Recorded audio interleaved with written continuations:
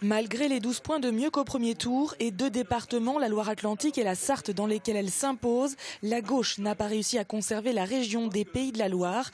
37,56%, c'est le score de la liste du parti porté par Christophe Clergeau, reboosté à ce second tour par un report des voix, mais pénalisé, selon le chef de file, par la situation nationale. C'est une défaite claire, une défaite honorable, 4 à 5 points d'écart, mais une défaite claire qui s'inscrit dans un mouvement national.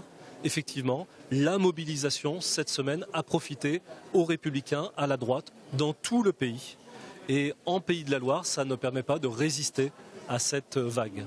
Christophe Clergeau et 25 de ses colistiers siégeront donc dorénavant dans l'opposition, tout comme 13 candidats frontistes qui signent le retour du Front National au Conseil régional des Pays de la Loire.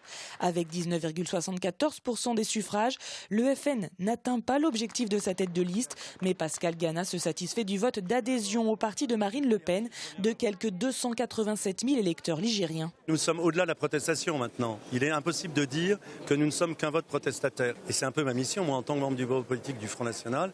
Ma mission, c'est d'implanter le Front National dans la région et je pense y parvenir. J'espère un jour, dans 6 ans, être à égalité avec un des 2 grands candidats de ce soir. D'ici là, d'autres élections auront lieu, dont évidemment la présidentielle.